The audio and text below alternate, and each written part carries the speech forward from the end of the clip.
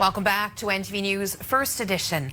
10% of Canadian men will experience major depression in their lifetime, but most of them will never admit it. The reason, according to the experts, is toxic masculinity. Now, toxic masculinity refers to actions that discourage men from displaying their emotions other than anger. How many times have boys been told to man up or to not cry like a girl? Well, Bill Jeffrey is a counselor who started the Lonely Man Project to address male depression. And this weekend, the Lonely Man Project is heading to Nashville. Bill Jeffrey joins me live in our studio tonight to tell us more about that. Thank you so much for coming in. Thanks for having me, Tony. So for people who aren't familiar with it, what is the Lonely Man Project? The Lonely Man Project is an effort that aims to bring awareness to men's mental health and the vital need for services in our community. The culmination of the Lonely Man Project will be the opening of a men's resource centre here in the province that can help us to combat the socialization and the effects that we've been subjected to over the years. Socialization being, the reason men think they need to be tough and silent and competitive and dominant. Asking for help is a sign of weakness. That all these traditional norms have caused issues in all aspects of men's lives.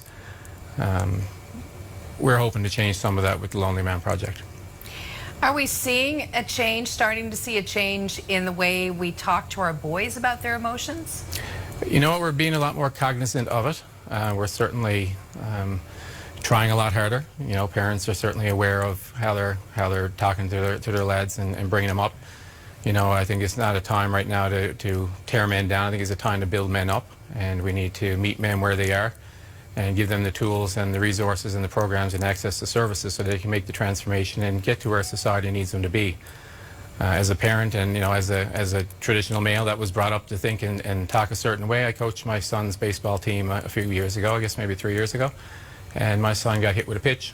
And I came out of the dugout as the coach, and of course what's the first thing that came out of my mouth? Okay, now don't go crying. Now I know better, and yet that was my automatic response.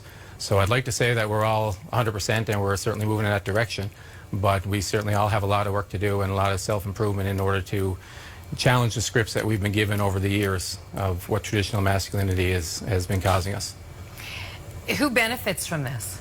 Everybody's going to benefit from this. If you look at men and the toxic masculinity, I honestly believe that the traditional norms that I spoke of with the being silent, not expressing your emotions, being competitive, I think it's not only making us sick, I think it's killing us.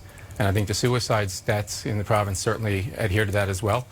I think that these men are not alone. They've got wives and partners and kids and families. They've got people who love them, and those people are carrying an unnecessary burden because of the socialization aspect as well. So I think by helping men and getting the Men's Resource Centre open is certainly going to help everybody, and it's going to benefit the entire society.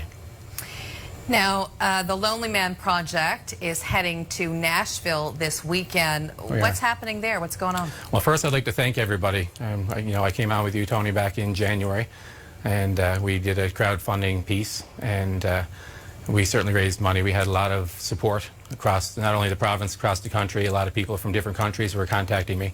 We had some corporate support. Capital Subaru gave us a donation the other night. We had some community support from the Knights of Columbus St. Paul's Council. We had a company from Nova Scotia called Finnegan Lit, and they want to donate 15% of their profits to the Lonely Man Project for the next 3 months. But on top of that, we've had a lot of people that have reached out to me personally, reached out to me through social media, have told me their stories. A lot of people that were in financial disparity, and a lot of times, that kind of goes with it. And they wish that they could contribute financially to the project, and they wish that they could do more. And I said, you know what, you just told me your story. That's what the Lonely Man Project embodies. You just contributed. You did everything you could. So I'd like to thank anybody who's had any part in this, whether you contributed, if you've forwarded, if you've shared a link, if you've talked about it, if it's open discussion for you. I'd like to thank everybody for getting us this far. We head down to Nashville on Sunday. We're going to be recording the song, and hopefully everybody will like it when we bring it back. And we'll use that to tell the story that so many men and families are going through right now as we speak. And hopefully that'll further our discussion another time. When you started all of this, did you have any idea how big it would be, or how many men or women or families would be reaching out to you to get help?